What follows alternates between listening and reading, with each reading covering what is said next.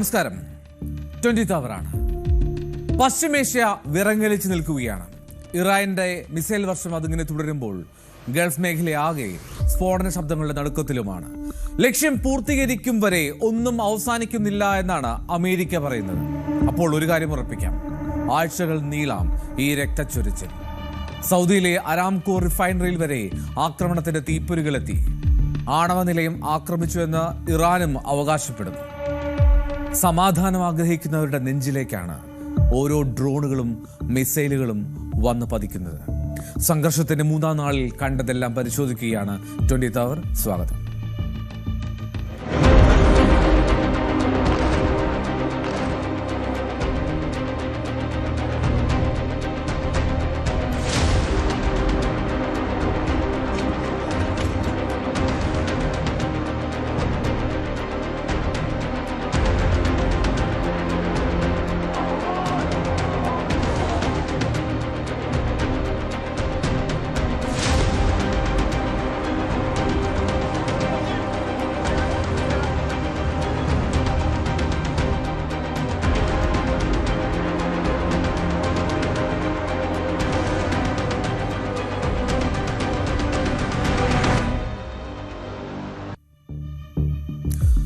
ആശങ്കപ്പെടും വിധം മരണനിരക്കും ഉയരുന്നു എന്നുള്ളതാണ് പശ്ചിമേഷ്യയിലെ ഈ യുദ്ധ സാഹചര്യത്തെ ഏറ്റവും നെഞ്ചെടുപ്പോടുകൂടി കാണാൻ പ്രേരിപ്പിക്കുന്നത്. ഇറാനിലെ US-ഇസ്രായേൽ ആക്രമണത്തെ തുടർന്ന് ജീവൻ നഷ്ടമായവരുടെ കണക്കുകൾ അത് വലിയ തോതിൽ ആശങ്കയുണ്ടാക്കും. ഇറാനിൽ ചുരുങ്ങിയത് 555 പേർ കൊല്ലപ്പെട്ടു എന്നാണ് കണക്ക്. 555. മറ്റാരുമല്ല, സന്നദ്ധ സംഘടനയായിട്ടുള്ള ഇറാനിയൻ റെഡ് ക്രസന്റ് സൊസൈറ്റിയാണ് ഈ മരണസംഖ്യയെക്കുറിച്ചുള്ള വിവരങ്ങൾ അവർ ടെലിഗ്രാമിലൂടെ പങ്കുവച്ചത്. ഇറാനിലെ മിനാബ് പ്രവിശ്യയിലുള്ള പെൺകുട്ടികളുടെ പ്രൈമറി സ്കൂളിന് നേരെ ഇസ്രായേൽ നടത്തിയ മിസൈൽ ആക്രമണം വലിയ തോതിൽ ചർച്ചയായതാണല്ലോ. അതിൽ കൊല്ലപ്പെട്ടവരുടെ എണ്ണം 180 യുദ്ധത്തിൽ 131 നഗരങ്ങൾ ബാധിക്കപ്പെട്ടു എന്നും ഇറാൻ റെഡ് ക്രസന്റ് വ്യക്തമാക്കുന്നു. 100,000-ത്തിലധികം വോളണ്ടിയർമാർ ജാഗ്രതയോടുകൂടി നിലകൊള്ളുന്നുണ്ട് എന്നാണ് റെഡ് ക്രസന്റ് അറിയിക്കുന്നത്. ഇസ്രായേലിലെ ഇറാന്റെ ആക്രമണത്തിൽ 11 പേർ കൊല്ലപ്പെട്ടു എന്നാണ് കണക്ക്. അതായത് ഇസ്രായേലിൽ മാത്രം 11 പേർ കൊല്ലപ്പെട്ടു. ഇനി ലെബനനിൽ ഇസ്രായേൽ നടത്തിയ ആക്രമണത്തിൽ ചുരുങ്ങിയത് 31 പേർ കൊല്ലപ്പെട്ടു എന്നും 149 പേർക്ക് പരിക്കേറ്റുവെന്നും റിപ്പോർട്ടുകളുണ്ട്. ലെബനന്റെ നാഷണൽ ന്യൂസ് ഏജൻസിയാണ് ഇക്കാര്യം റിപ്പോർട്ട് ചെയ്യുന്നത്. ബെയ്റൂട്ടിന്റെ തെക്കൻ പ്രദേശങ്ങളിലും ദക്ഷിണ ലെബനനിലുമാണ് ഇസ്രായേൽ വ്യോമാക്രമണം നടത്തിയത്. ആയിടങ്ങളിലാണ് കൂടുതൽ നാശനഷ്ടവും. തലസ്ഥാനത്തിന്റെ പ്രാന്തപ്രദേശങ്ങളിൽ 20 പേർ കൊല്ലപ്പെടുകയും 9 പേർക്ക് പരിക്കേൽക്കുകയും ചെയ്തു എന്നും കണക്കുകളുണ്ട്. തെക്കൻ മേഖലയിൽ 11 പേർ കൊല്ലപ്പെടുകയും 58 പേർക്ക് പരിക്കേൽക്കുകയും ചെയ്തു. 4 സൈനികർക്ക് ജീവൻ നഷ്ടമായി എന്നാണ് അമേരിക്ക ഔദ്യോഗികമായി സ്ഥിരീകരിക്കുന്നത്. ഇനി മറ്റ് രാജ്യങ്ങളിലെ കണക്കുകൾ നോക്കിയാൽ, മരണനിരക്ക് നോക്കിയാൽ, UAE-യിൽ 3 തൊഴിലാളികളാണ് ഇറാന്റെ ഡ്രോൺ ആക്രമണത്തിൽ മരിച്ചത്. അത് പാകിസ്ഥാൻ, ബംഗ്ലാദേശ്, നേപ്പാൾ സ്വദേശികളായിട്ടുള്ള തൊഴിലാളികൾ, അവിടെ ജോലി ചെയ്യുന്നവർക്കാണ് ജീവൻ നഷ്ടമായത്. ബഹ്റൈനിൽ രാവിലെ ഉണ്ടായ മിസൈൽ ആക്രമണത്തിൽ ഒരു ഏഷ്യൻ പൗരൻ കൊല്ലപ്പെടുന്ന സാഹചര്യമുണ്ടായി. ഗൾഫിൽ കൊല്ലപ്പെട്ടവരുടെ എണ്ണം അങ്ങനെ 7 3 പേർ UAE-യിൽ, കുവൈറ്റില്, ഒമാൻ, ബഹ്റൈൻ, മസ്കറ്റ് എന്നിവിടങ്ങളിൽ ഓരോരുത്തരും കൊല്ലപ്പെട്ടു എന്നാണ് കണക്ക്. പൊട്ടിത്തകർന്നു വീണ മിസൈലിന്റെ ചീലുകൾ പല തന്ത്രപ്രധാന മേഖലകളിലും നാശം വിതച്ചിട്ടുണ്ട്. UAE-യിൽ ഇതുവരെ 58 പേർക്കാണ് പരിക്കേറ്റത്. മസ്കറ്റ് ഗവർണറേറ്റിന്റെ തീരത്ത് നിന്ന് ഏതാണ്ട് 52 നോട്ടിക്കൽ മൈൽ അകലെയും ഈ റിപ്പബ്ലിക് ഓഫ് മാർഷൽ ദ്വീപുകളുടെ പതാക വഹിച്ചുള്ള ഒരു എണ്ണ ടാങ്കർ ഉണ്ടായിരുന്നു.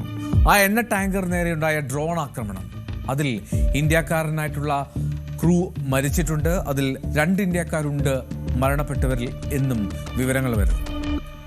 ഈ ആക്രമണത്തെ തുടർന്ന് തീപിടുത്തവും സ്ഫോടനവും ഉണ്ടായതായി അധികൃതർ ഔദ്യോഗിക പ്രസ്താവനയിൽ അറിയിക്കുന്നു. അങ്ങനെയും മരണത്തിന്റെ നിരക്ക് ഞെട്ടിക്കും വിധം, ആശങ്കപ്പെടും വിധം 3-ാം ദിനം ഉയർന്നുകൊണ്ടേയിരിക്കും. ഇനി ഇന്ന് ഏറ്റവും അധികം ചർച്ചയായ ദൃശ്യങ്ങളിലേക്കാണ് 24 അവർ പോകുന്നത്. അമേരിക്കൻ F-15 യുദ്ധവിമാനം തീപിടിച്ച് നിലം പതിക്കുന്ന ഒരു കാഴ്ച. ഒപ്പം ആ ഫൈറ്റർ ജെറ്റുകളിൽ നിന്ന് അമേരിക്കൻ സൈനികർ ഇജക്റ്റ് ചെയ്ത് രക്ഷപ്പെടുന്നതും കാണാൻ സാധിച്ചു. ആ ദൃശ്യങ്ങളിലേക്ക് ആദ്യം.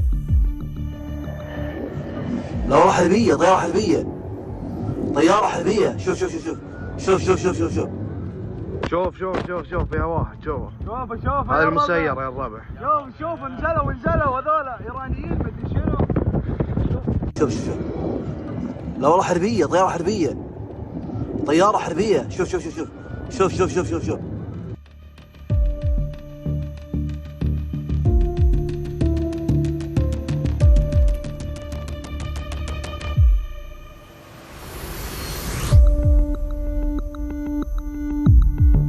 ആ തീഗോളമായി കത്തിയമർന്ന് താഴേക്ക് നിലം പതിക്കുന്നത് അമേരിക്കയുടെ അഭിമാനമായിട്ടുള്ള F-15 ഫൈറ്റർ ജെറ്റ് വിമാനമാണ്.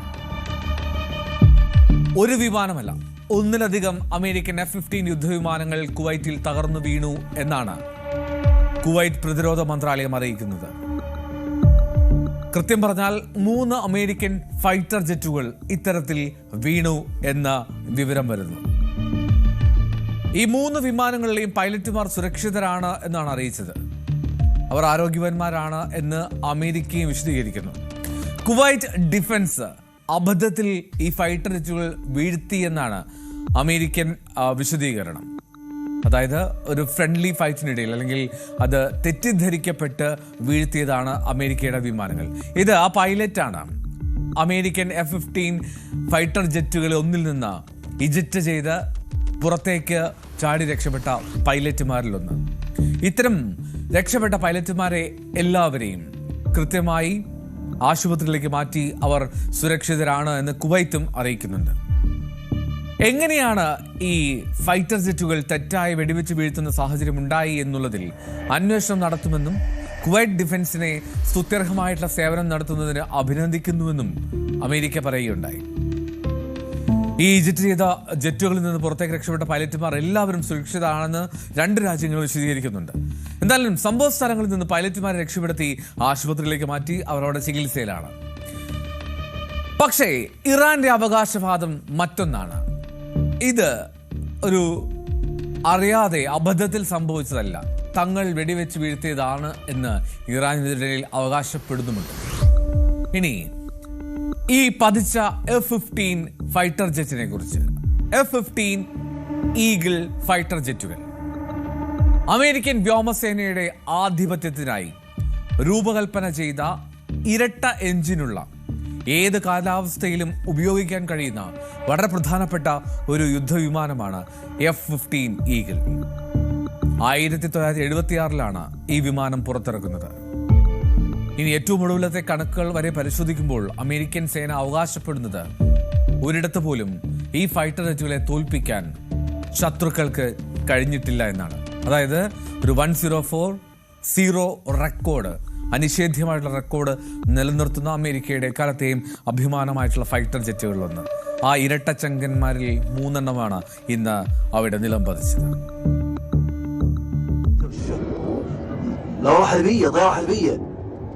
طيارة حربية شوف شوف شوف شوف شوف شوف شوف شوف شوف شوف شوف شوف فيها واحد شوف هذا المسير يا الربع شوف انزلوا هذول ايرانيين مدري شنو شوف شوف لا والله حربية طيارة حربية طيارة حربية شوف شوف شوف شوف شوف شوف شوف شوف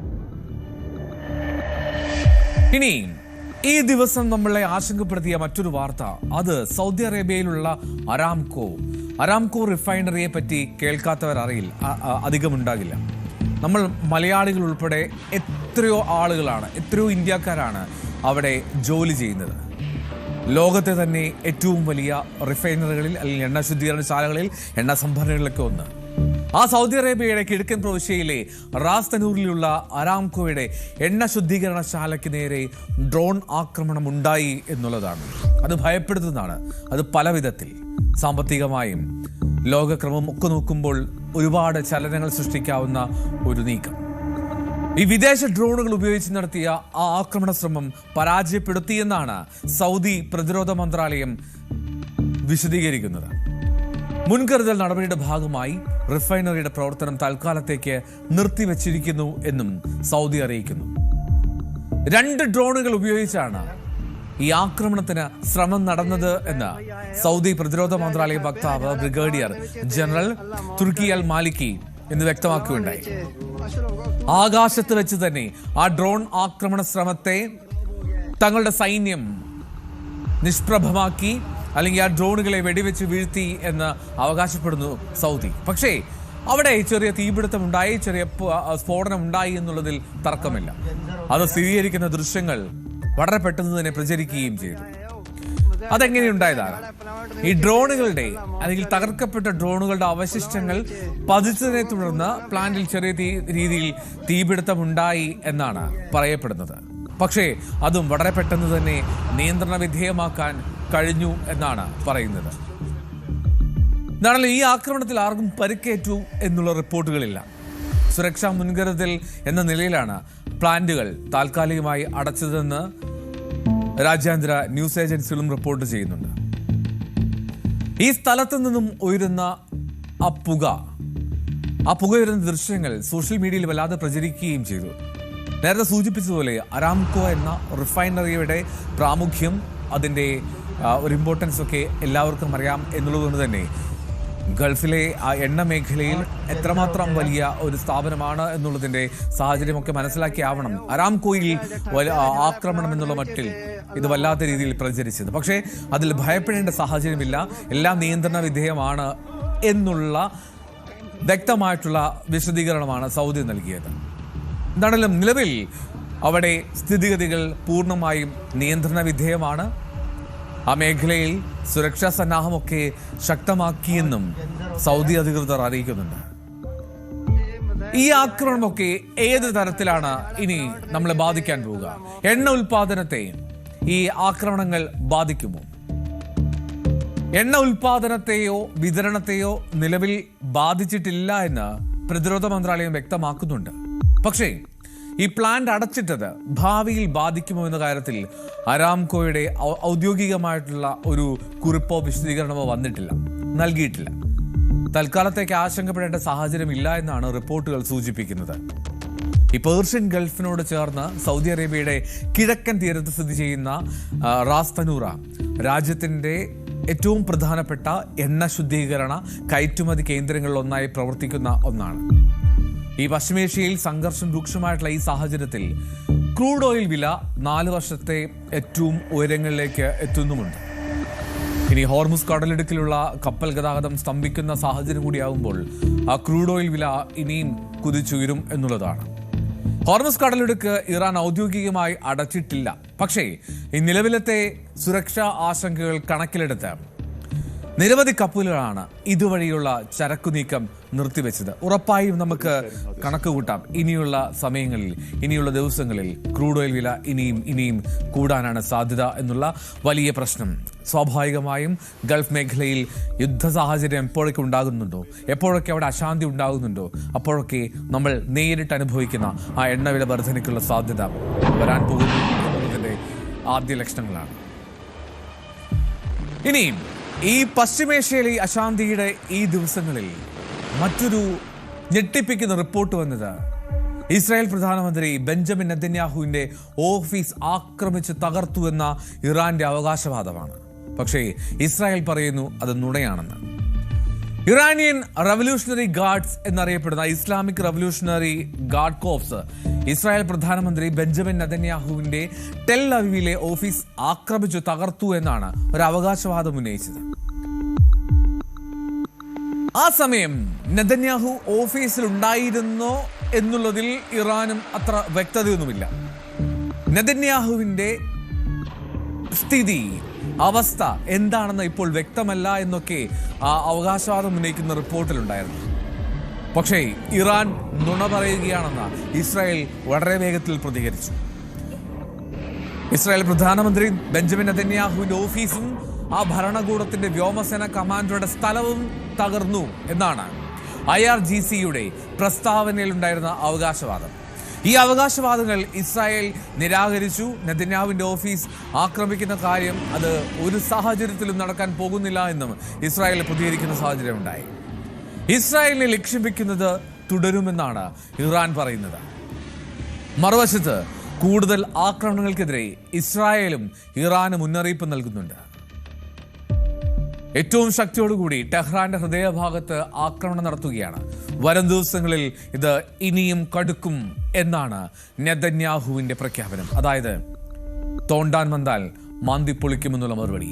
എന്താണെങ്കിലും പരസ്പരം വാക്കുകൊണ്ടും ആയുധം കൊണ്ടും മത്സരിച്ച് അവിടെ യുദ്ധപ്രഖ്യാപനങ്ങൾ നടത്തുകയാണ് ഇസ്രായേലും ഇറാനും. ഈ US-ഉം ഇസ്രായേലും സംയുക്തമായി നടത്തിയ സൈനിക നടപടിക്കിടെ ഇറാനിലെ നദാൻസ് ആണവ കേന്ദ്രത്തിന് നേരെ ആക്രമണമുണ്ടായി എന്നുള്ള മറ്റൊരു കാര്യം കൂടി ഇറാൻ ഇന്ന് അവകാശവാദമായി ഉന്നയിച്ചു. അത് അല്പം കൂടി സ്ഥിരീകരിക്കുന്ന വിധത്തിൽ UN ആണവ നിരീക്ഷണ ഏജൻസിയായിട്ടുള്ള ഇന്റർനാഷണൽ അറ്റോമിക് എനർജി ഏജൻസിയിലെ ഇറാന്റെ അംബാസഡർ, അദ്ദേഹത്തിന്റെ പേര് റസ നജാഫി എന്നാണ്.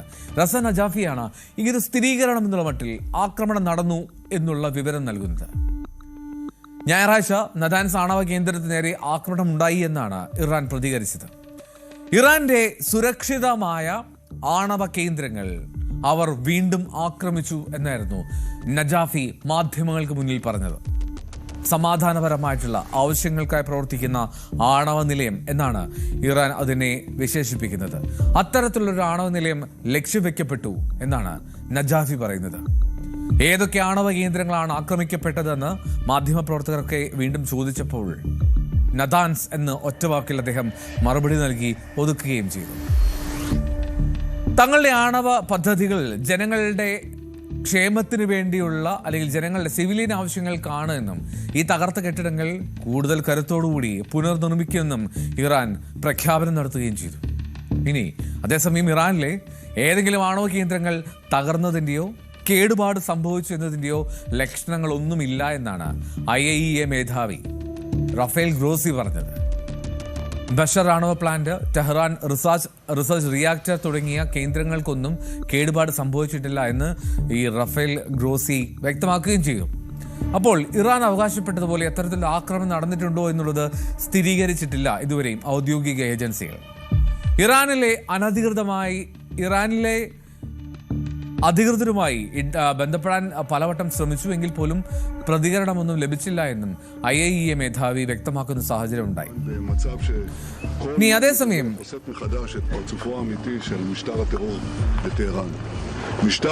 ആണവ നിലയങ്ങൾ ആക്രമിക്കപ്പെടുന്നത് വലിയ ദുരന്തങ്ങൾക്ക് വഴിവെക്കുമെന്ന് രാജ്യാന്തര ആണവോർജ ഏജൻസിയൊക്കെ വ്യക്തമാക്കുന്നുണ്ട്. അതിന് മേധാവി മരിയാന ഗ്രോസി മുന്നറിയിപ്പ് നൽകുന്നു. ഇതിൽ സൂക്ഷിച്ചു വേണം. റേഡിയോ ആക്റ്റീവ് ചോർച്ചയുണ്ടായാൽ പ്രധാന നഗരങ്ങൾ പോലും ഒഴിപ്പിക്കേണ്ടുന്ന ഭീകരമായിട്ടുള്ള അവസ്ഥയുണ്ടാകുമെന്ന്. നമുക്കിപ്പോൾ കാണുന്ന ദൃശ്യങ്ങൾ അത് തത്സമയ ദൃശ്യങ്ങളാണ്. നേരത്തെ നമ്മൾ സൂചിപ്പിച്ചു ഇറാന്റെ അവകാശവാദം. ഇസ്രായേലിലെ പ്രധാനമന്ത്രി ആക്രമിക്കപ്പെട്ടു, അദ്ദേഹത്തിന്റെ സ്ഥിതി എന്താണെന്ന്. ഇത് തത്സമയ ദൃശ്യങ്ങളാണെങ്കിൽ ഇതാണ് അദ്ദേഹത്തിന്റെ സ്ഥിതി. ואם למשטר האימים הזה יהיה נשק גרעיני, הם יאיימו על האנושות כולה. לכן יצאנו כדי להרחיק גם את הסכנה הזאת, קודם כל מעצמנו, מעלינו. אבל אנחנו פועלים כאן, יחד עם ארצות הברית, בשם ולמען האנושות כולה. אני שואב כוח עצום בעמידה האיתנה של אזרחינו, לגבורת לוחמינו ומפקדינו. אנחנו קראנו בפרשת השבוע, זכור את אשר עשה לך עמלק. אנחנו זוכרים ואנחנו פועלים.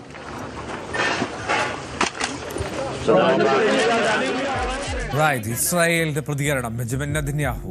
തത്സമയ ദൃശ്യങ്ങളാണ് ഇപ്പോൾ പ്രേക്ഷകർ കണ്ടത്.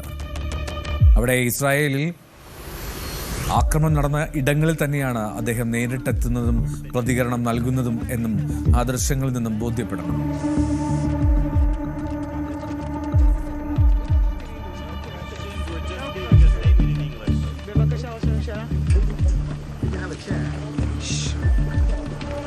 We're in the third day of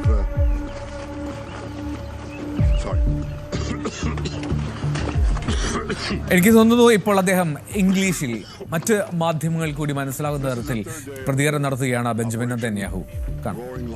The operation the Israeli army and the state of Israel set out to with our great friends, the United States of America and President Trump, to thwart existential threats to Israel and great threats to America and the entire world.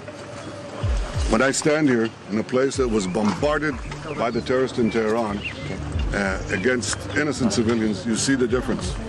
The tyrants of Tehran target civilians. We target the tyrants of Tehran to protect civilians. I've said for many years that they threaten not only Israel and not only America. They chant death to Israel, death to America. That's their ultimate target. But I said that they would also target those in between, that they would target Europe. They did. And if this regime, this terrorist regime of the kind we've never seen in the world, if they get nuclear weapons and the means to deliver them, ballistic missiles, intercontinental ballistic missiles, they will threaten all of humanity. So we set out to protect ourselves, but in so doing, we protect many others. And I want to say special thanks to our great friend and a great leader of the world, Donald Trump, for joining us in this crucial effort to save the world. Thank you. Each day, so this war is... വളരെ നിർണായകമായിട്ടുള്ള ഒരു ലക്ഷ്യമാണ് ഭീകരതയെ തോൽപ്പിക്കാൻ ഒപ്പം നിന്ന great friend, great leader of world Donald ട്രംപിന് നന്ദി പറയുന്നു. അമേരിക്കയുടെ ആ സഖ്യത്തിനോടുള്ള സ്നേഹം അറിയിക്കുന്നു ബെഞ്ചമിൻ നെതന്യാഹു അവിടെ. എന്താണെങ്കിലും ഇത് കണ്ടു നിൽക്കുന്ന ലോകത്തെമ്പാടുമുള്ള മറ്റുള്ള ജനങ്ങൾക്ക് അത്രമാത്രം ആശ്വാസം നൽകുന്ന വാക്കുകളോ ദൃശ്യങ്ങളോ ഒന്നുമല്ല വരുന്നത് എന്നറിയാം. നമ്മൾ പറഞ്ഞുകൊണ്ടിരുന്നത് ആണവ കേന്ദ്രങ്ങളിലുണ്ടായ ആക്രമണങ്ങളെ പറ്റിയാണ്. അത്തരം റേഡിയോ ആക്റ്റീവ് ചോർച്ചയുണ്ടായാൽ പ്രധാന നഗരങ്ങൾ പോലുമൊക്കെ ഒഴിപ്പിക്കേണ്ടി വരുമെന്ന ഭീകര സാഹചര്യമുണ്ടാകാം. പശ്ചിമേഷ്യയിലെ പല രാജ്യങ്ങളും ആണവ റിയാക്ടറുകൾ പ്രവർത്തിപ്പിക്കുന്നുണ്ട് എന്നും സൈനിക നീക്കങ്ങളിൽ എല്ലാ പക്ഷവും പരമാവധി സംയമനം പാലിക്കണമെന്നും രാജ്യാന്തര ആണവോർജ ഏജൻസി മേധാവി ആവശ്യപ്പെടുന്ന സാഹചര്യവും ഇന്നുണ്ടായി. ഇനി തൊട്ടു മുമ്പാണ് ബെഞ്ചമിൻ നെതന്യാഹു മാധ്യമങ്ങൾക്ക് മുന്നിലെത്തി ഡൊണാൾഡ് ട്രംപ് ഉൾപ്പെടെയുള്ള തങ്ങളുടെ സഖ്യകക്ഷികൾക്ക് നന്ദി പറഞ്ഞത്. യൂറോപ്പിലും ആക്രമണം നടത്താൻ മടി കാണിക്കുന്നില്ല. ഇത് ഹ്യൂമാനിറ്റിക്കെതിരെയുള്ള, മനുഷ്യത്വത്തിനെതിരെയുള്ള ആക്രമണമാണ്, ഭീകരതയാണ് നടക്കുന്നതെന്നാണ് ബെഞ്ചമിൻ നെതന്യാഹു തൊട്ടു മുമ്പ് സൂചിപ്പിച്ചത്. ഇനി 100 കണക്കിന് ടാർഗറ്റുകൾ ഞങ്ങൾ ലക്ഷ്യം കണ്ടു എന്നായിരുന്നു ഡൊണാൾഡ് ട്രംപിന്റെ പ്രഖ്യാപനം. ഇനിയും വലിയ ലക്ഷ്യമാണ് മുന്നിലുള്ളത്. ആ ലക്ഷ്യം പൂർത്തീകരിക്കുന്നതുവരെ ഈ ആക്രമണം തുടരും എന്ന് അമേരിക്കൻ പ്രസിഡന്റ് വ്യക്തമാക്കുന്ന സാഹചര്യമുണ്ടായി. മരിച്ച US സൈന്യത്തിലെ ആ സൈനികർക്ക്, ആ കുടുംബത്തിന് ആദരമർപ്പിക്കുകയും ചെയ്തു American president. Over the past 36 hours, the United States and its partners have launched Operation Epic Fury, one of the largest, most complex, most overwhelming military offensives the world has ever seen. Nobody's seen anything like it. We have hit hundreds of targets in Iran, including Revolutionary Guard facilities, Iranian air defense systems. Combat operations continue at this time in full force, and they will continue until all of our objectives are achieved. We have very strong objectives. They could have done something 2 weeks ago, but they just couldn't get there. Earlier today, CENTCOM shared the news that 3 U.S. military service members have been killed in action. As one nation, we grieve for the true American patriots who have made the ultimate sacrifice for our nation, even as we continue the righteous mission for which they gave their lives. We pray for the full recovery of the wounded and send our immense love and eternal gratitude to the families of the fallen. And sadly, there will likely be more. Indian പ്രധാനമന്ത്രി നരേന്ദ്രമോദി സമാധാനം ആഗ്രഹിക്കുന്ന രാജ്യമാണ് India എന്നുള്ളതാണ് ഈ വിഷയത്തിൽ പ്രതികരിച്ചത്. അഹിംസയിൽ അധിഷ്ഠിതമായിട്ടുള്ള സമാധാനക്രമമാണ് ഇന്ത്യയുടെ. India എക്കാലത്തും ലോക സമാധാനത്തിനും ഐക്യത്തിനും വേണ്ടിയാണ് നിലകൊള്ളുന്നതെന്നും മോദി വ്യക്തമാക്കി. പശ്ചിമേഷ്യയിലെ സംഘർഷം അതിൽ ആശങ്കയുണ്ട്. പശ്ചിമേഷ്യയിൽ സമാധാനം പുലരണം, ഇന്ത്യക്കാരുടെ സുരക്ഷ ഉറപ്പാക്കുമെന്നും ചർച്ചകളിലൂടെ പ്രശ്നം പരിഹരിക്കാൻ സാധിക്കണമെന്നും നരേന്ദ്രമോദി പറഞ്ഞു. विश्व में चल रहे अनेक तनावों को लेकर भारत की सोच स्पष्ट ही है. हमने सदैव शांति और स्थिरता बनाए रखने का आह्वान किया है और जब दो लोकतंत्र साथ खड़े होते हैं तो शांति की आवाज और भी सशक्त हो जाती है। पश्चिम एशिया की वर्तमान स्थिति हमारे लिए गहरी चिंता का विषय है। भारत डायलॉग और डिप्लोमेसी के माध्यम से सभी विवादों का समाधान का समर्थन करता है। इस क्षेत्र में मौजूद सभी भारतीय नागरिकों की सुरक्षा के लिए हम सभी देशों के साथ मिलकर काम करते रहेंगे। ഈ യുദ്ധത്തിന്റെ വാർത്തകൾ, കാഴ്ചകൾ, അവിടെ നിന്നുള്ള വിവരങ്ങൾ ഒന്നും അവസാനിക്കുന്നില്ല. തിരികെ എത്തും 20th അവർ ഇടവേളയ്ക്ക് ശേഷം.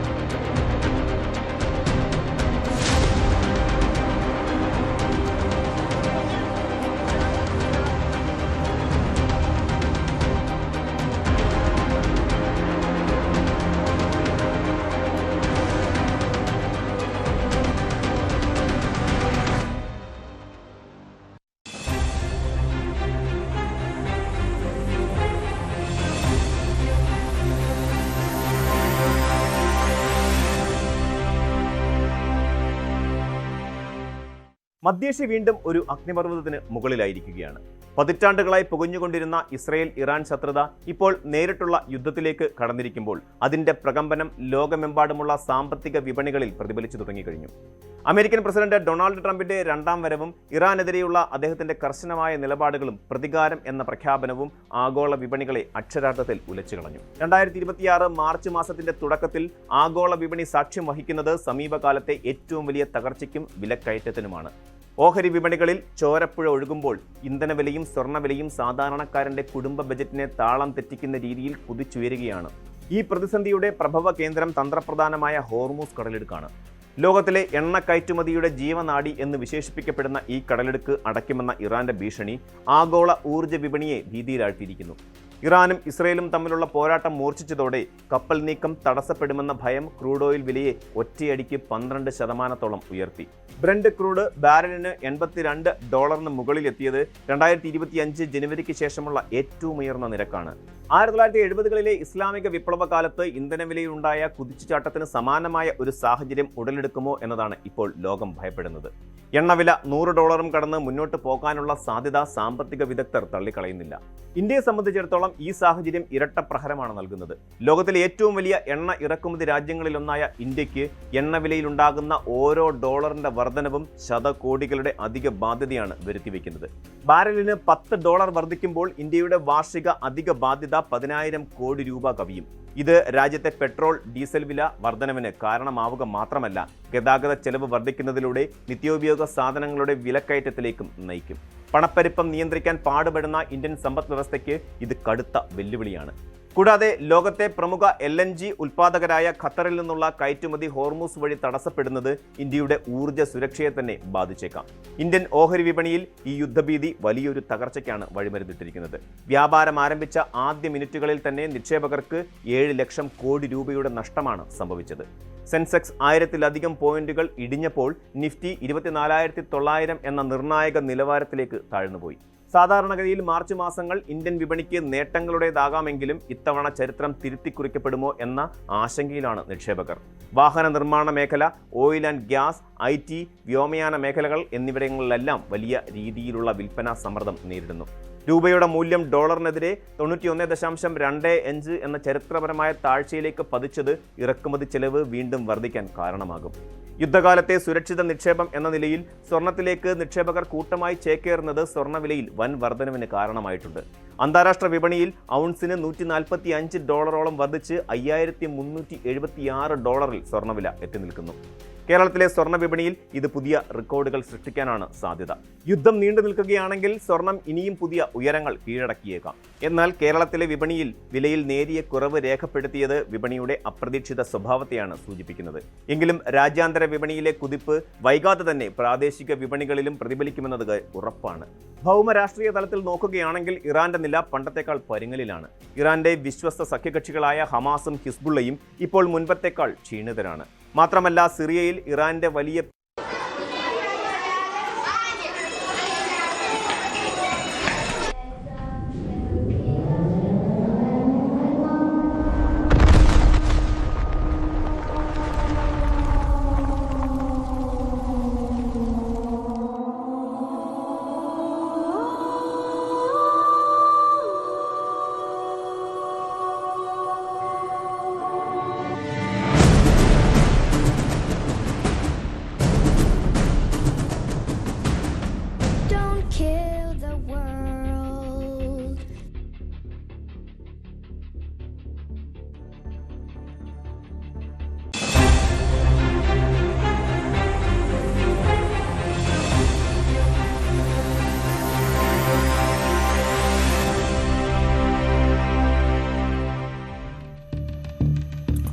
അവർ തുടരുകയാണ്. ഗൾഫിലുടനീളമുള്ള US ആസ്തികൾ ഇറാൻ ആക്രമിക്കുന്നതും തുടരുകയായിരുന്നു. അതിർത്തി കടന്നുള്ള വെടിവെപ്പിന് മറുപടിയായി ലെബനിൽ ഉടനീളമുള്ള ഹിസ്ബുള്ള കേന്ദ്രങ്ങൾ ആക്രമിക്കാൻ തുടങ്ങിയെന്ന് ഇസ്രായേൽ സൈന്യം സ്ഥിരീകരിക്കുകയും ചെയ്തു. അതേസമയം റവല്യൂഷണറി ഗാർഡ് സൗകര്യങ്ങൾ, വ്യോമ പ്രതിരോധ സംവിധാനങ്ങൾ, കമാൻഡ് സെന്ററുകൾ എന്നിവ ലക്ഷ്യമിട്ട് ഇസ്രായേൽ ടെഹ്റാനിൽ ആക്രമണങ്ങൾ നടത്തി. ഇറാന്റെ ഇസ്ലാമിക് റവല്യൂഷണറി ഗാർഡ് കോർപ്സിന്റെ ആസ്ഥാനം നശിപ്പിച്ചുവെന്നും US സൈന്യം വ്യക്തമാക്കുന്നുണ്ട്. ഈ വിവരങ്ങൾ ഇന്ന് സംഭവിച്ചതെല്ലാം വളരെ കൃത്യമായി മനു ഭരത് പങ്കുവെക്കും. മനു, ഏറ്റവും ഒടുവിൽ ബെഞ്ചമിൻ നെതന്യാഹുവിന്റെ ഓഫീസ് ആക്രമിച്ചു. അദ്ദേഹത്തിന്റെ സ്ഥിതി എന്താണ് എന്ന് വ്യക്തമല്ല എന്നുള്ളതായിരുന്നു ഇറാന്റെ അവകാശവാദങ്ങളൊന്ന്. പക്ഷെ എന്താണെങ്കിലും തൊട്ടു മുമ്പ് നെതന്യാഹു തന്നെ തത്സമയം വന്ന് കാര്യങ്ങൾ വിശദീകരിച്ചു. ഗ്രേറ്റ് ഫ്രണ്ട് ഡൊണാൾഡ് ട്രംപിന് നന്ദിയും സ്നേഹവും കടപ്പാടുമൊക്കെ അറിയിക്കുകയും ചെയ്തു. ഇതിനിടയിൽ അമേരിക്കൻ ഡിഫൻസ് സെക്രട്ടറി പറയുന്നു കൂടുതൽ US സൈന്യം അങ്ങോട്ടേക്ക് പോകും, അതായത് യുദ്ധം ഇനിയും മുറുകും എന്നുള്ള സൂചനകളല്ലേ വന്നുകൊണ്ടേയിരിക്കുന്നത്. എൽദോ, നേരത്തെ നെതന്യാഹുവിൻ്റെ ആസ്ഥാനം ആക്രമിക്കപ്പെട്ടു എന്ന വിവരങ്ങൾ, അല്ലെങ്കിൽ അങ്ങനെ ഒരു അവകാശവാദം ഇറാൻ മുന്നോട്ട് വെച്ചെങ്കിലും അത് അംഗീകരിക്കാൻ ഇപ്പോൾ ഇസ്രായേൽ തയ്യാറായിട്ടില്ല. യാതൊരു തരത്തിലുള്ള ഒരു ആക്രമണവും ഇങ്ങോട്ടേക്ക് എത്തിയിട്ടില്ല എന്നാണ് ഇപ്പോൾ ഇസ്രായേൽ വ്യക്തമാക്കുന്നത്. ഇറാനിലെ അവിടുത്തെ സേന നേരത്തെ വ്യക്തമാക്കിയിരുന്നത് ഈ നെതന്യാഹുവിൻ്റെ ആസ്ഥാനവും അതുപോലെ ഇസ്രായേൽ എയർഫോഴ്സിൻ്റെ കമാൻഡറുടെ ആസ്ഥാനവും തങ്ങൾക്ക് ആക്രമിക്കാൻ കഴിഞ്ഞു, അത് വളരെ ഫലപ്രദമായി നടത്താൻ കഴിഞ്ഞു എന്നാണ്. പക്ഷേ എന്നാൽ ആ ആക്രമണം ഫലം കണ്ടിട്ടില്ല. അങ്ങനെ ഒരു സംഭവം, ആക്രമണത്തെ പ്രതിരോധിക്കാൻ കഴിഞ്ഞു. ബെന്യാമിൻ നെതന്യാഹുവിൻ്റെ ആസ്ഥാനത്തേക്ക് ഒരു ആക്രമണവും എത്താൻ കഴിഞ്ഞിട്ടില്ല എന്ന് തറപ്പിച്ച് തന്നെ ഇസ്രായേൽ വ്യക്തമാക്കുന്നു. അപ്പോൾ ആ ആക്രമണത്തിൻ്റെ അത് വ്യാജ വാർത്തയാണ്, വ്യാജ പ്രചരണമാണ്, വ്യാജ പ്രസ്താവനയാണ് എന്ന തരത്തിൽ ഇസ്രായേൽ അത് വ്യക്തമാക്കുകയും ചെയ്യുന്നു. എന്നാൽ അതേസമയം നമുക്ക് ലഭിക്കുന്ന ഏറ്റവും വിശ്വസനീയമായ വിവരങ്ങൾ അനുസരിച്ച് നേരത്തെ പരമോന്നത നേതാവ് അയത്തുള്ള അലി ഖൊമേനിയുടെ ഭാര്യ ശനിയാഴ്ചത്തെ ആക്രമണത്തിൽ പരിക്കേറ്റിരുന്നു. മൊൻസൂറ കോജിസ്തേക്ക് ബഹർസേദ എന്ന ഈ അയത്തുള്ള അലി ഖമേനിയുടെ ഭാര്യ ശനിയാഴ്ചത്തെ ആക്രമണത്തിൽ അവർക്ക് പരിക്കേറ്റിരുന്നു. ആ പരിക്കേറ്റതിനെ തുടർന്ന് അവർ ഇന്ന് മരണമടഞ്ഞിരിക്കുന്നു എന്ന വിവരം ആണ് ഇപ്പോൾ പുറത്തു വരുന്നത്. അന്ന് ഈ പരമോന്നത നേതാവ് ആക്രമിക്കപ്പെടുന്ന സമയത്ത് അദ്ദേഹത്തിൻ്റെ കുടുംബാംഗങ്ങളും അന്ന് ആ ആക്രമണത്തിൽ മരിച്ചിരുന്നു. ആ മകൾ, മരുമകൻ, അതുപോലെ പേരക്കുട്ടിയും ഒക്കെ ആക്രമണത്തിൽ കൊല്ലപ്പെട്ടിരുന്നു.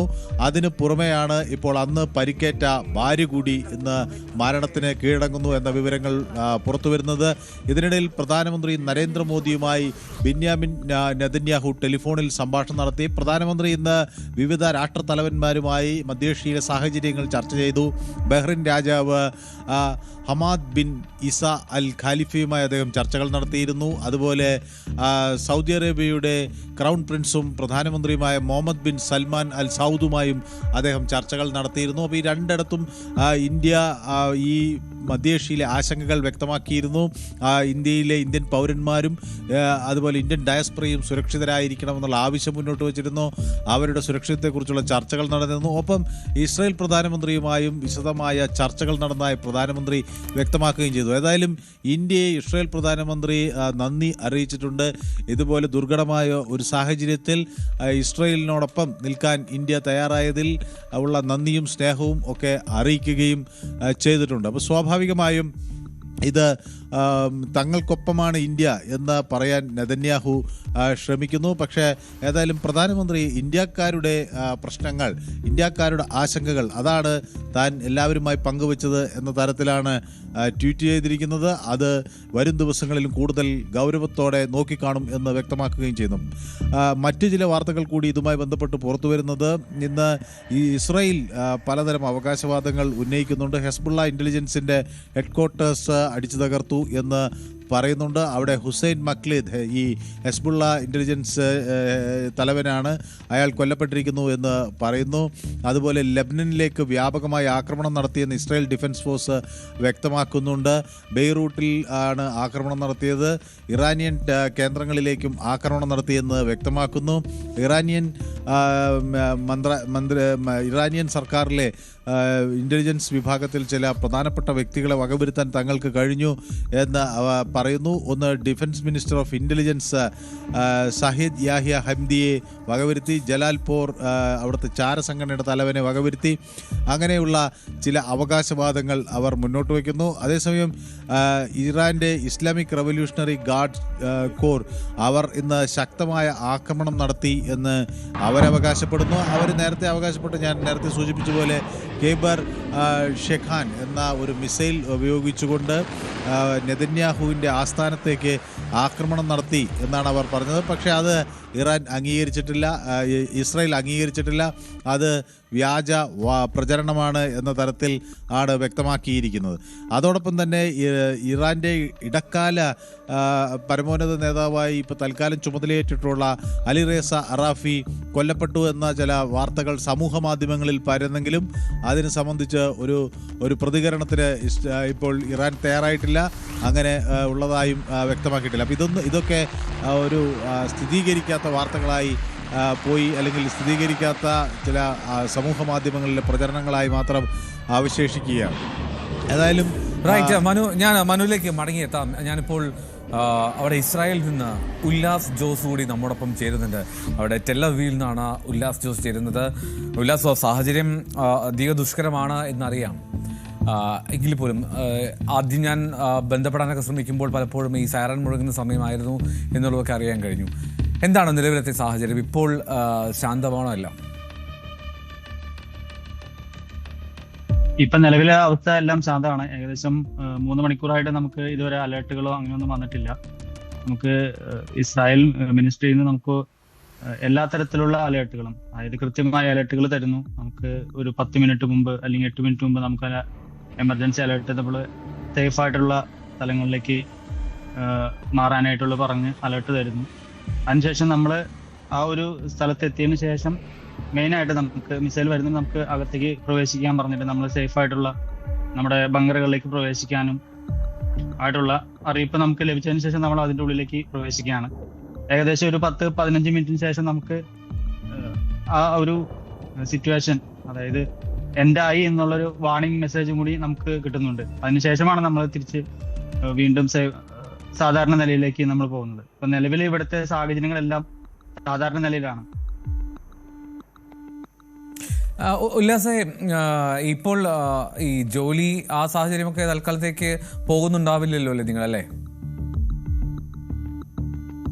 ഞങ്ങള് പലരും തന്നെ ജോലി സ്ഥലങ്ങളിലാണ്, എല്ലാം സാധാരണ നിലയിലാണ്. നമുക്ക് ആ ഒരു അലേർട്ട് കിട്ടുന്ന ആ ഒരു സമയത്ത് മാത്രമുള്ള ഒരു ബുദ്ധിമുട്ടേ ഉള്ളൂ. ബാക്കി എല്ലാ സമയങ്ങളും നമ്മൾ സാധാരണ എങ്ങനെയാണോ നോർമലായി എങ്ങനെയാണോ ഇരിക്കുന്നത് അതേപോലെ തന്നെയാണ്. നമ്മളെല്ലാവരോടും അലേർട്ട് ആയിരിക്കാനായിട്ട് പറയുന്നുണ്ട്. നമുക്ക് ആ ഒരു മെസ്സേജ് വരുമ്പോൾ നമ്മൾ ഏറ്റവും സേഫ് ആയിട്ടുള്ള സ്ഥലങ്ങളിലേക്ക് മാറുക എന്നുള്ളതാണ്. വീടുകളിലാണെങ്കിൽ തന്നെ നമുക്ക് ബങ്കറുകൾ കാര്യങ്ങളുണ്ട്. അല്ല, നിങ്ങളുടെ ജോലി സമാധാനത്തിന് പോകുന്നു, ഒപ്പം തന്നെ ഈ ബാക്കി അവിടുത്തെ ഒരു ജനജീവിതമൊക്കെ ഇപ്പോൾ നമ്മൾ പുറം ലോകത്ത് നിന്ന് കാണുന്ന ഒരു ഭീകരത അല്ലെങ്കിൽ ഇറാൻ്റെ ആക്രമണങ്ങൾ വരുമ്പോൾ സൈറൺ മുഴങ്ങുന്നതും അവിടെ ഉണ്ടായ സ്ഫോടനങ്ങളും ഒക്കെയാണ് പുറത്തേക്ക് വരിക. അപ്പോൾ അതിനപ്പുറത്തേക്ക് ഈ നാട്ടിലുള്ള ബന്ധുക്കളെങ്കിലും അല്ലെങ്കിൽ അവരോടൊക്കെ നിങ്ങൾക്ക് എന്താണ് പറയാനുള്ളത്? ഇവിടെ സമാധാനപരമാണ് എന്നുള്ള ഒരു കാര്യം പറഞ്ഞു വെക്കാൻ കഴിയുമോ? തീർച്ചയായിട്ടും ഇവിടെ എല്ലാവരും തന്നെ സമാധാനപരമായിട്ടാണ് ഇരിക്കുന്നത്. ഇപ്പൊ പുതിയ ആളുകൾ ജോലിക്ക് വരുന്നവരായാലും കൂടെ നമ്മൾ ബന്ധപ്പെടുമ്പോൾ നമ്മൾ പറയുന്നുണ്ട്, ആക്ച്വലി ഇതൊരു പ്രോബ്ലം ഉള്ള ഒരു സ്ഥലമല്ല. സാഹചര്യം അലേർട്ടായിട്ടിരിക്കാൻ പറയുന്നുണ്ട്. പലപ്പോഴും നമ്മൾ നമുക്ക് എമർജൻസി ഒരു അലേർട്ട് വന്നതിന് ശേഷം നമ്മൾ പലപ്പോഴും ഡിലേ ആവാറുണ്ട്. നമ്മൾ പെട്ടെന്ന് ബങ്കറുകളിലേക്ക് മൂവ് ചെയ്യാനൊക്കെ. അപ്പൊ അങ്ങനെ മൂവ് ചെയ്യാത്ത ഇരിക്കുന്ന സാഹചര്യങ്ങളാണ് പലപ്പോഴും. മാക്സിമം ഇവര് ഇത് ഡിഫെൻഡ് ചെയ്യുന്നുണ്ട്. ഇൻ കേസ് ഡിഫെൻഡ് ചെയ്യാതെ എന്തെങ്കിലും മീൻസ് അതിന്റെ ഭാഗമായിട്ട് എന്തെങ്കിലും ചെറിയ പാർട്സുകളോ എന്തെങ്കിലും ഒക്കെ വരുമ്പോഴാണ് നമുക്ക് പലപ്പോഴും ഈ അപകടങ്ങൾ ഉണ്ടാകുന്നത്. അല്ലാതെ നിലവിലെ സാഹചര്യങ്ങളിൽ നോർമലായിട്ട് നമുക്ക് അലർട്ട് കിട്ടി നമ്മൾ മാറിക്കഴിഞ്ഞാൽ നമുക്കൊരു പ്രോബ്ലംസ് ഇല്ല. നമുക്ക് ഗതാഗതമായാലും പല സ്ഥലങ്ങളിൽ പോകുന്നതിനായാലും ഇപ്പോൾ നിലവിലെ സാഹചര്യത്തിൽ ഒരു പ്രോബ്ലംസ് ഇല്ല. അതായത് സാധാരണഗതിയിൽ തന്നെ എല്ലാം നടക്കുന്നുണ്ട് അവിടെ? എല്ലാം നടക്കുന്നുണ്ട്. നിങ്ങൾക്ക് ഈ ടെലികമ്മ്യൂണിക്കേഷൻ സംവിധാനങ്ങളിലും ഒന്നും യാതൊരു തകരാറോ പ്രശ്നങ്ങളോ അതിൽ നിയന്ത്രണങ്ങളോ ഒന്നുമില്ലല്ലോ? ഇല്ലില്ല, നിലവിലെ സാഹചര്യങ്ങളൊന്നുമില്ല. ഇന്ത്യൻ എംബസിന്നായാലും നമുക്ക് കൃത്യമായ അലർട്ട് ഇത് തരുന്നുണ്ട്. നിലവിലെ സാഹചര്യങ്ങളിലൊന്നും പേടിക്കേണ്ടതില്ല. നമ്മൾ സേഫായിട്ട് ഇരിക്കുക എന്നുള്ളതാണ്. ഇതിനിടയിൽ വലിയൊരു വാർത്ത വന്നത്, അതായത് ഈ നെതന്യാഹുവിൻ്റെ ഓഫീസ് തകർത്തു ഇറാൻ എന്നുള്ള തരത്തിൽ റിപ്പോർട്ടുകൾ വന്നതാണ്. അത് ഇറാൻ്റെ അവകാശവാദമാണ് എന്ന് ഇസ്രായേൽ പറയുന്നു. എന്നാണെങ്കിലും നെതന്യാഹു അവിടെ ഉണ്ടായിരുന്നോ ഇല്ലയോ എന്നതിൽ ഇറാൻ ഉറപ്പുണ്ടായിരുന്നില്ല. എന്നാലും അത്തരത്തിലൊക്കെ ഒരു റിപ്പോർട്ട് അവിടെ പ്രചരിച്ചിരുന്നു. അങ്ങനെ ഒരു വാർത്ത ഞാൻ കേട്ടിരുന്നു. പക്ഷെ ഞാനത് അതുമായിട്ട് ബന്ധപ്പെട്ട് നമ്മളെ പരിസരത്ത് ജോലി ചെയ്യുന്നവരായിട്ട് സംസാരിച്ചപ്പോൾ അങ്ങനെ ഒരു ഇത് അവിടെ നടന്നിട്ടില്ല എന്നാണ് അറിയാൻ കഴിഞ്ഞത്. ഈ സ്ഫോടനങ്ങൾ അത്തരത്തിൽ എന്തെങ്കിലും സംഭവങ്ങളൊക്കെ ഉല്ലാസ് താമസിക്കുന്ന അടുത്ത് വല്ലതും ഉണ്ടായിട്ടുണ്ടോ ഈ ദിവസങ്ങളിൽ? അതായത് സ്ഫോടനങ്ങൾ അങ്ങനെയില്ല. നമ്മൾ പലപ്പോഴും ഡിഫൻസ് സിസ്റ്റത്തിൽ നമ്മൾ ഡിഫെൻഡ് ചെയ്തതിന് ശേഷം ചില പാർട്സുകളൊക്കെ വന്ന് അങ്ങനെ വീണിട്ടുള്ള സംഭവങ്ങളാണ് നിലവിലുള്ളത്. അല്ലാതെ ഡയറക്റ്റ് ഒരു ഹിറ്റ് വന്ന് അങ്ങനെ ഒരു പ്രോബ്ലംസ് ഇവിടെ ഇല്ല. മാക്സിമം തന്നെ ഏറി തന്നെ അവര് ഡിഫെൻഡ് ചെയ്ത് കളയുന്നുണ്ട്. ഓക്കെ, ഉല്ലാസ് നാട്ടിൽ എവിടെയാണ്? ഞാൻ എറണാകുളം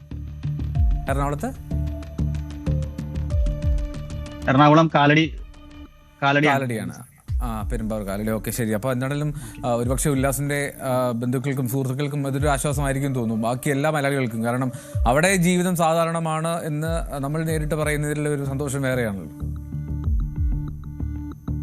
തീർച്ചയായിട്ടും നമുക്കൊരിക്കലും ഇവിടെ ഉള്ളവരെ കുറിച്ച് നമുക്ക് ആദ്യമില്ല. പലപ്പോഴും ഗൾഫ് രാജ്യങ്ങളിൽ പലപ്പോഴും അവിടെ ബങ്കറുകളോ മറ്റുള്ള കാര്യങ്ങളൊന്നുമില്ല. അപ്പൊ അതിന്റെ ഒരു ബുദ്ധിമുട്ടുകൾ നമുക്കുണ്ട്. നമ്മൾ പലപ്പോഴും അവരുമായിട്ട് കോണ്ടാക്ട് ചെയ്തിരുന്നു. പക്ഷെ അവിടെയൊക്കെ അവര് വളരെ ഭീതിയോടുകൂടിയാണ് ഇരിക്കുന്നത്.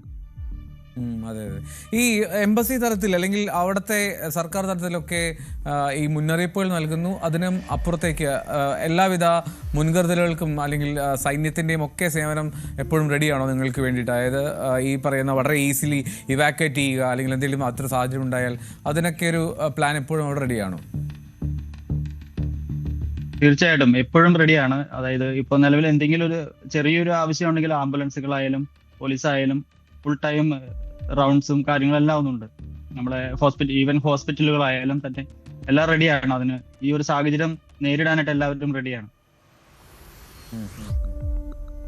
ഓക്കെ, എന്നാലും ഉല്ലാസ് സുരക്ഷിതമായിട്ടിരിക്കുക, സമാധാനത്തോടെ ഇരിക്കുക. വളരെ വേഗം തന്നെ നാട്ടിലെത്തി എല്ലാവരുമായിട്ട് ചേർന്നിരിക്കാൻ കഴിയട്ടെ എന്ന് ആശംസിക്കുന്നു. ഈ പ്രശ്നങ്ങളൊക്കെ വളരെ പെട്ടെന്ന് മാറുമെന്ന് പ്രതീക്ഷിക്കാം. Okay, thank you. Thank you so much. എന്തായാലും ഉല്ലാസ് ജോസ് ടെല്ലവീവിൽ നിന്നാണ് ഉല്ലാസ് ഇപ്പോൾ തത്സമയം നമ്മോടൊപ്പം ചേർന്നത്. അവിടെ സ്ഥിതിഗതികൾ, അവരുടെ ജീവിതം ശാന്തമാണ്, സമാധാനമായി നീങ്ങുന്നു എന്നുള്ള ആശ്വാസകരമായിട്ടുള്ള കാര്യം പങ്കുവയ്ക്കുമ്പോൾ തന്നെ അത് നമുക്കും വലിയ ആശ്വാസമാണ് എന്ന് ഉറപ്പായും പറയാം. എന്നാലും അവിടെ ഈ അശാന്തിയുണ്ട് പശ്ചിമേഷ്യയിൽ എന്നുള്ളതിൽ സംശയമില്ല. പക്ഷേ ഇസ്രായേലിലുള്ള മലയാളികൾ നേരിട്ട് പറയുകയാണ് അവിടെ സാഹചര്യങ്ങൾ സമാധാനപരമാണ് എന്ന്. എനിക്ക് തോന്നുന്നു മനു ഭരത് തുടരുന്നുണ്ട്. കാരണം മനു പറഞ്ഞുകൊണ്ടിരുന്നത് ഈ ദിവസങ്ങളിൽ നടന്ന അവിടുത്തെ ആക്രമണങ്ങളെ പറ്റിയാണ്. ഇനി ഒമാനിൽ ആക്രമണം നടക്കുന്നു, അല്ലെങ്കിൽ കൂടുതൽ ഗൾഫ് രാജ്യങ്ങളിലേക്ക് ഇറാന്റെ ആക്രമണം ഉണ്ടാകുന്നു. ഇനി സൈപ്രസിൽ ആക്രമണം നടത്തുന്നു. അതായത് തൊട്ടുമുമ്പ് ബെഞ്ചമിൻ നെതന്യാഹു പറഞ്ഞത് യൂറോപ്പിലേക്കും ആക്രമിക്കാൻ മടി കാണിക്കുന്നില്ല ഇറാൻ എന്നുള്ളതാണ്. ആ ഒരു ഭീകരതയെ ചേർത്ത് തോൽപ്പിക്കുക എന്നുള്ളതാണ് ലക്ഷ്യമെന്ന് പറയുന്നു. അതായത് കൂടുതൽ രാജ്യങ്ങളെയും കൂടുതൽ മേഖലകളെയും ആ ഇസ്രായേൽ അമേരിക്കൻ ആ സഖ്യത്തിൻ്റെ കൂട്ടുകെട്ടിൻ്റെ ഒപ്പം നിർത്താനുള്ള ശ്രമവും അവിടെ നടക്കുന്നുണ്ട്. എൽദോ, മധ്യേഷ്യയിൽ പലയിടങ്ങളിലും ആക്രമണം നടക്കുന്നു എന്നതിനൊപ്പം തന്നെ ഇപ്പോൾ ഏറ്റവും വലിയൊരു ആശങ്ക പടർത്തുന്ന ഒരു വിഷയം ഈ ആണവായുധ കേന്ദ്രങ്ങൾ ആക്രമിക്കുന്നു എന്നതാണ്. അത് നമുക്ക് നേരത്തെ ഈ നത്താൻസിൽ ആക്രമണം നടന്നു എന്ന വിവരങ്ങൾ പുറത്തു വന്നതിന് അപ്പോൾ തന്നെ ഇന്റർനാഷണൽ ആറ്റമിക് എനർജി ഏജൻസി യോഗം ചേരുകയും വിയന്നയിൽ യോഗം ചേരുകയും സാഹചര്യങ്ങൾ വിലയിരുത്തുകയും ചെയ്തിരുന്നു. എന്താണ് സംഭവിക്കുന്നത്, ഈ ആണവ ചോർച്ചയുണ്ടായാൽ അത് എത്രമാത്രം വലിയ പ്രത്യാഘാതം ഉണ്ടാക്കും എന്നത് പറഞ്ഞറിയിക്കാൻ കഴിയില്ല എന്ന് ഇന്റർനാഷണൽ ആറ്റമിക് എനർജി ഏജൻസി നേരത്തെ വ്യക്തമാക്കിയിരുന്നു. ഇപ്പോൾ ഏറ്റവും ഒടുവിലെ ചില വിവരങ്ങൾ എനിക്ക് പുറത്തേക്ക് വരികയാണ്. അത് പ്രധാനമായും ഇപ്പോൾ ഇഷ്വാൻ ആണവോർജ കേന്ദ്രത്തിന് സമീപത്ത് നിന്ന് ഉള്ള ഇപ്പോൾ ചില വിവരങ്ങൾ പുറത്തു വരുന്നു. ഈ ഇഷ്വാൻ ആണവോർജ കേന്ദ്രം എന്നത് അത് ഈ മധ്യ ഇറാനുള്ള ഒരു പ്രദേശമാണ്. അവിടെയാണ് ഇപ്പോൾ വലിയ ശബ്ദം കേട്ടിരിക്കുന്നത്. അത് ഈ ന്യൂക്ലിയർ ഫെസിലിറ്റിയിലേക്ക് ആക്രമണം നടക്കുന്നു എന്നതാണ് ഇപ്പോൾ മനസ്സിലാക്കുന്നത്. അത് മധ്യ ഇറാനിലുള്ള എയർബേസിലേക്ക് ആണോ ആക്രമണം, അതോ ന്യൂക്ലിയർ ഫെസിലിറ്റിയിലേക്കാണോ ആക്രമണം എന്നൊരു സ്ഥിരീകരണം വരേണ്ടതുണ്ട്.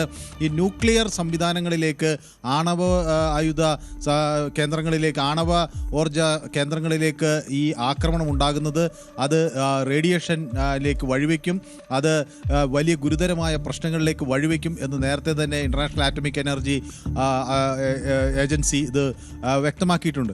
അപ്പോൾ ആ സാഹചര്യത്തിൽ ഇത് വലിയ ഒരു ഭീതിയാണ് പടർത്തുന്നത്. കാരണം നഗരങ്ങളിൽ നിന്ന് ആളുകളെ കൂട്ടത്തോടെ അവിടുന്ന് പുനരധിവസിപ്പിക്കേണ്ട സാഹചര്യം വരും. കാരണം ഈ ആണവ ചോർച്ചയുണ്ടായാൽ അത് വലിയ ഒരു പ്രതിസന്ധി സൃഷ്ടിക്കും എന്നാണ് മനസ്സിലാകുന്നത്. അതോടൊപ്പം തന്നെ ഇപ്പോൾ മറ്റ് ചില യൂറോപ്യൻ രാജ്യങ്ങളും വലിയ ആശങ്കയോടുകൂടി രംഗത്ത് വരികയാണ്. ഫ്രഞ്ച് പ്രസിഡന്റ് ഇമാനുവൽ മക്രോൺ പറയുന്നത് ന്യൂക്ലിയർ വാർഹെഡ്സിൻ്റെ എണ്ണം, അതായത് ആണവായുധങ്ങളുടെ എണ്ണം വർദ്ധിപ്പിക്കണം, ഫ്രാൻസ് എന്ന ഒരു തീരുമാനത്തിലേക്ക് തങ്ങളും നീങ്ങുകയാണ് എന്ന് അദ്ദേഹം പറയുന്നു. നിലവിലെ സാഹചര്യം കണക്കിലെടുത്താണ് അങ്ങനെ ഉള്ളൊരു പ്രഖ്യാപനം അദ്ദേഹത്തിൻ്റെ ഭാഗത്തുനിന്ന് വരുന്നത്. അപ്പോൾ ഈ ലോകം ഇത് എന്നും ഭയന്നിട്ടുള്ള ഒരു പ്രശ്നം ഈ ആണവ യുദ്ധമാണ്. പക്ഷേ ഇപ്പോൾ ആണവ കേന്ദ്രങ്ങൾ ആക്രമിക്കപ്പെടുമ്പോൾ അവിടെ നിന്നുണ്ടാകുന്ന ചോർച്ച, അത് ഉണ്ടാക്കുന്ന പ്രതിസന്ധി, അതുണ്ടാക്കുന്ന ഭയാശങ്കകൾ അത് വളരെ വലുതാണ്. മറ്റൊന്ന്, പിന്നെ എൽദോ നേരത്തെ സൂചിപ്പിച്ച പോലെ ബഹ്റിനിലേക്ക് ഇപ്പോൾ ഏറ്റവും ഒടുവിൽ ആക്രമണം നടത്തുന്നതിൻ്റെ വിവരങ്ങൾ വരുന്നു. അവിടെ ഈ നാഷണൽ കമ്മ്യൂണിക്കേഷൻ സെൻറ്ററിൽ നിന്ന് ലഭിക്കുന്ന കണക്കുകൾ അനുസരിച്ച് 70 മിസൈലുകൾ, 59 ഡ്രോണുകൾ ബഹ്റിനിലേക്ക് ഇന്ന് ആക്രമണം നടത്തിയിരിക്കുന്നു. എയർ ഡിഫൻസ് സിസ്റ്റം ഇത്രയും സംവിധാനങ്ങളെ ഇൻ്ററപ്റ്റ് ചെയ്തിരിക്കുന്നു എന്നാണ് പറയുന്നത്. അപ്പോൾ 70 മിസൈലുകളെയും 59 ഡ്രോണുകളെയും ഇപ്പോൾ അത് എയറിൽ വെച്ച് ന്യൂട്രലൈസ് ചെയ്യാനുള്ള ശ്രമം നടന്നിരിക്കുന്നു എന്ന് വ്യക്തമാകുന്നു. അതോടൊപ്പം തന്നെ ഈ കൊല്ലപ്പെടുന്നവരിൽ ഈ കുട്ടികളും സ്ത്രീകളും ഒക്കെ ഉണ്ടോ എന്ന ആശങ്ക വളരെ ശക്തമായി വരുന്നു. ഇപ്പോൾ ഈ ഇസ്രയേലിൽ കൊല്ലപ്പെട്ട അവരിൽ 5 പേർ കുട്ടികളാണ് എന്നുള്ള വിവരങ്ങൾ പുറത്തു വരുന്നു. അപ്പോൾ അതിൽ ഇസ്രയേൽ ബോംബിങ്ങിൽ കൊല്ലപ്പെട്ട ആളുകളിൽ 5 പേർ കുട്ടികളാണ്. സറബേഹ് എന്ന ഒരു പടിഞ്ഞാറൻ ഇറാനിലുള്ള ഒരു പ്രദേശത്ത് ആണ് ആക്രമണം നടന്നത്. അവിടെ കൊല്ലപ്പെട്ടവരിൽ 5 പേർ കുട്ടികളാണ് എന്നുള്ള വിവരങ്ങൾ പുറത്തു വരുന്നു. അത് ഈ കെർമൻഷാ പ്രവിശ്യയിലുള്ള സ്ഥലത്താണ് ഈ ആക്രമണം നടന്നത്. ആ ആക്രമണത്തിൽ 5 കുട്ടികൾ മരിച്ചിരിക്കും. നേരത്തെ ഇറാനിൽ നമുക്ക് അറിയാം, മിന പ്രവിശ്യയിൽ ഒരു എലിമെൻ്ററി സ്കൂളിന് നേരെ നടന്ന ആക്രമണത്തിൽ ഇഷ്ടംപോലെ അവിടെ പ്രശ്നങ്ങളുണ്ടായി. മാത്രമല്ല, കുട്ടികളുടെ എണ്ണം അത് വലിയ തോതിൽ കുട്ടികൾ അവിടെ മരിക്കുന്ന 80-ഓളം ആളുകൾ, ഭൂരിപക്ഷവും കുട്ടികൾ ഉൾപ്പെടെ 80-ലധികം ആളുകൾ മരിക്കുന്ന ഒരു സാഹചര്യം ഉണ്ടായി. അപ്പോൾ ആ സമാനമായ സാഹചര്യങ്ങൾ വീണ്ടും റിപ്പോർട്ട് ചെയ്യുന്നു. ലെബനനിലേക്ക് യാത്ര ചെയ്യുന്ന അമേരിക്കൻ പൗരന്മാർ സൂക്ഷിക്കണം എന്ന ഒരു നിർദ്ദേശം അവരുടെ രാജ്യം നൽകുന്നു. ലെബനനിലേക്കുള്ള ആക്രമണം കടുപ്പിക്കുന്നു എന്നതിൻ്റെ വിവരങ്ങൾ ആണ് ഇപ്പോൾ പുറത്തു വരുന്നത്. മാത്രമല്ല, ഈ ഹെസ്ബുള്ള കമാൻഡറെ വധിച്ചു എന്ന ഒരു സൂചന ഇസ്രയേലി മിലിറ്ററി നൽകുന്നുണ്ട്. അവിടെ ഒരു സീനിയർ ഹെസ്ബുള്ള നേതാവ് ഹുസൈൻ മക്ലദിനെ വധിക്കാൻ കഴിഞ്ഞു എന്ന് വ്യക്തമാക്കുന്നു. ചില വിമാനങ്ങൾ പലയിടങ്ങളിലും സർവീസുകൾ ആരംഭിക്കുന്നതിന് ചില വിവരങ്ങൾ കൂടി വരുന്നുണ്ട്. ദുബായ് ബേസായിട്ടുള്ള എമിറേറ്റ്സ് ഇപ്പോൾ ചില വിമാന സർവീസുകൾ ആരംഭിക്കുന്നു തങ്ങൾ എന്ന് വിവരങ്ങൾ നൽകുന്നു. ഏതായാലും ഈ പലയിടങ്ങളിൽ നിന്ന് വ്യാപകമായി കാഷ്വാലിറ്റി ഉണ്ട്. എൽദോ ആദ്യം ചോദിച്ച ചോദ്യം, മധ്യേഷ്യയിലെ മേഖലയിൽ ഇന്നത്തെ ഒരു മൊത്തം കണക്ക് നോക്കിയാൽ ലെബനനിൽ 13 പേർ കൊല്ലപ്പെട്ടു, 149 പേർക്ക് പരിക്കേറ്റു. ഇസ്രായേലിൽ 10 പേർ കൊല്ലപ്പെട്ടു. ഇറാഖിൽ ഇന്ന് 5 കുട്ടികൾ ഉൾപ്പെടെ കൊല്ലപ്പെട്ടതിൻ്റെ ഇറാനിൽ ഇന്ന് 555 പേർ കൊല്ലപ്പെട്ടു. അതിൽ 5 കുട്ടികൾ ഉൾപ്പെടെ ഉണ്ടെന്നാണ് പറയുന്നത്. ഇറാഖിൽ 2 പേർ കൊല്ലപ്പെട്ടിരിക്കുന്നു, 5 പേർ ഗുരുതരമായി പരിക്കേറ്റിരിക്കുന്നു. കുവൈറ്റിൽ ഒരാൾ കൊല്ലപ്പെട്ടു, 32 പേർക്ക് പരിക്കേറ്റിരിക്കുന്നു. ബഹ്റൈനിൽ ഒരാൾ കൊല്ലപ്പെടുമ്പോൾ 4 പേർ ഗുരുതരമായി പരിക്കേൽക്കുന്നു. അമേരിക്കൻ സേനയുടെ 4 പേർ കൊല്ലപ്പെടുന്നു, 4 പേർ കാര്യമായി പരിക്കേൽക്കുന്നു. ഖത്തറിൽ 16 പേർക്ക് പരിക്കേറ്റിരിക്കുന്നു. UAEയിൽ 58 പേർക്ക് പരിക്കേറ്റിരിക്കുന്നു. ഒമാനിൽ ഒരാൾ കൊല്ലപ്പെട്ടു, 5 പേർക്ക് ഗുരുതരമായ പരിക്ക്. ഖത്തറിൽ 16 പേർക്ക് പരിക്ക്. അങ്ങനെ മധ്യേഷ്യയുടെ കണക്ക് നോക്കുമ്പോൾ എല്ലായിടത്തും ഈ ആക്രമണത്തിൻ്റെ അതിൻ്റെ ആഘാതം ഏൽക്കുന്നു. അവിടെ നിന്ന് ആളുകൾക്ക് പരിക്കേൽക്കുന്നതിൻ്റെ വിവരങ്ങൾ വരുന്നു, ആളുകൾ കൊല്ലപ്പെടുന്നതിൻ്റെ വിവരങ്ങൾ വരുന്നു. ലബനീസ് തലസ്ഥാനത്തും ബെയ്റൂട്ടിലുമൊക്കെ വലിയ തോതിൽ ഈ പുകച്ചുരുളുകൾ ഉയരുന്നു എന്ന വിവരങ്ങൾ കൂടി അവിടെ നിന്ന് ലഭിക്കുകയാണ്. അപ്പോൾ മധ്യേഷ്യയിൽ തീർത്തും അശാന്തമായ ഒരു സാഹചര്യം. പലയിടങ്ങളിലും ഈ എയർബേസ്, അത് US എയർബേസും US-ൻ്റെ സൈനിക സംവിധാനങ്ങളും ഉള്ള കേന്ദ്രങ്ങൾ ലക്ഷ്യമാക്കിയാണ് ആക്രമണം. അപ്പോൾ അതിന് സമീപത്തുള്ള ആളുകൾ മാറി നിൽക്കണം എന്നുള്ള ആവശ്യം നേരത്തെ തന്നെ ഇറാൻ മുന്നോട്ട് വയ്ക്കുന്നു. അപ്പോൾ ഇതിൽ ഏറ്റവും ഇപ്പോൾ ആശങ്ക ഭരിതമായിട്ടുള്ളത് ഈ ആണവ കേന്ദ്രങ്ങൾ. ഇഷ്ഫഹാൻ എന്ന ഈ ആണവ ഇറാനിയൻ സിറ്റി ഉണ്ടല്ലോ, അവിടെ ഈ ആണവ കേന്ദ്രമാണ് എന്നാണ് കരുതുന്നത്. ആ ന്യൂക്ലിയർ ഫെസിലിറ്റിക്ക് നേരെ ആക്രമണം നടന്നു, അവിടെ വലിയൊരു സ്ഫോടനം കേട്ടു എന്നതാണ് ഇപ്പോൾ ഏറ്റവും ആശങ്ക പരത്തുന്ന ഒന്ന്.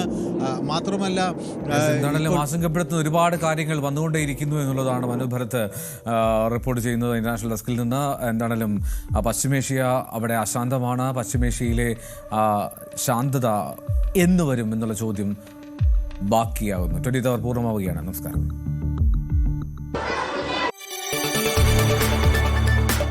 കൂടുതൽ വാർത്തകൾക്ക് News 18 Keralam YouTube channel subscribe ചെയ്യുക.